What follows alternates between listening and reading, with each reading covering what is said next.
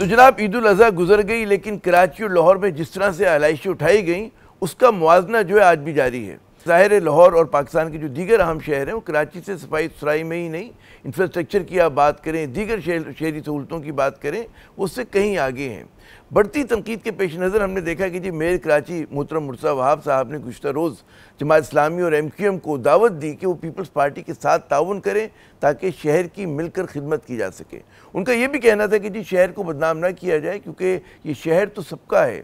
हमारे साथ मौजूद है जमात इस्लामी कराची के अमीर मुनीम ज़फ़र खान साहब, उनसे पूछते हैं कि क्या मामला दिल चल रहे हैं। बहुत शुक्रिया मुनीम साहब अपना कीमती वक्त देने का।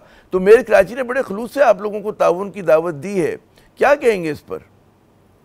देखिए, मेयर कराची ने आज कहा है कि MQM और जमात इस्लामी शहर के लिए ताउन करें। देखें, जमात इस्लामी तो ताउन कर रही है जब भी अल्हम्दुलिल्लाह हमारे 9 टाउन्स ने मौजूदा ईद उल अज़हा के मौके पर जो 3 दिन गुजरे हैं इसमें ऑफिल कलेक्शन के हवाले से जो रोल हमारे टाउन चेयरमैन ने अदा किया है, उनकी पूरी टीम ने अदा किया है, UC चेयरमैन और पूरी टीम ने अदा किया है। अगर ये रोल अदा नहीं करते तो Sindh solid waste management board की कारकर्दगी तो सिफर कारकर्दगी है। इनकी सूरत हाल ये है कि ये ना पूरी तौर पे मशीनरी दे रहे हैं, मशीनरी दी इन्होंने, हर चीज़ में डंडी मारी जाती है। और जाहिर बात है इसके नतीजे में क्या होगा, इसके नतीजे में फ्रस्ट्रेशन होती है। एक आम आदमी तो आता है UC चेयरमैन के पास, टाउन चेयरमैन के पास आता है। आप जब ना गाड़ियाँ पूरी दे रहे हो, ना मशीनरी पूरी दे रहे हो, ना ऑफिल कलेक्शन का आपके पास कोई निज़ाम मौजूद हो, इसी तरह ना सिर्फ निज़ाम मौजूद ना हो बल्कि गार्बेज का निज़ाम भी ना हो। अब 2 निज़ाम चल रहे होते हैं, एक ऑफिल कलेक्शन इन 3 दिनों में खास तौर पे, और एक गार्बेज का निज़ाम। अगर आपने इस बात को श्योर किया कि ऑफिल कलेक्शन टाउन उठाएगा तो आपको गार्बेज उठाना था, आपने वो काम नहीं किया। तो जगह जगह हर्डल हैं। कराची का अगर आप मुआवजना करें पाकिस्तान के दीगर बड़े शहरों से, लाहौर से करें, पिंडी से करें, इस्लामाबाद से करें, तो हमारे शहर का मतलब है, लोग कहते हैं कि जनाब मेयार ज़िंदगी जो है पस्त होता जा रहा है, यहाँ मसाइल बढ़ते जा रहे हैं, इंफ्रास्ट्रक्चर ख़राब है यहाँ पर, मतलब है बड़ा मुश्किल हो गया ये शहर। तो क्या कहेंगे आप, ये तरकीब दुरुस्त है कि गलत है?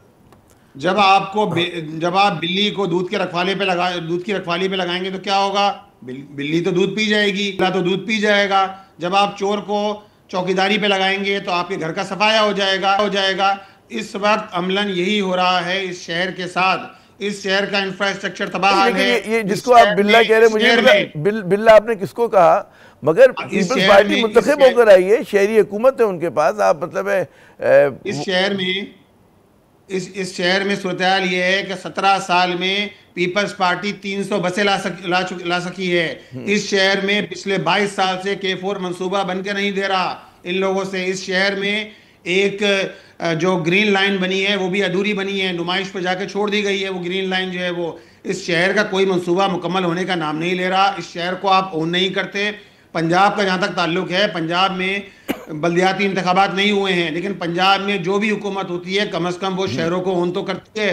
चाहे परवेज़ इलाही साहब हों, मुस्लिम लीग काफ की हुकूमत हो, उसके बाद की हुकूमतें हों, नून हो, कम अज़ कम ओन तो करते हैं। आप शहर को ओन भी नहीं करते। आपने शहर को सोने का अंडा देने वाली मुर्गी समझ रखा है। मुझे ये समझाइए, एक और शिकायत, जैसे ज़ाहिर है कि MQM अपने आप को कहती है हिज़्ब इख्तिलाफ में है, आप हिज़्ब इख्तिलाफ में हैं, आप लोग के कराची का मुकदमा सही लड़ पा रहे हैं। हम देख रहे हैं कि वो मसाइल हो गए यहाँ पर पैदा जो मादी में नहीं हुआ करते थे।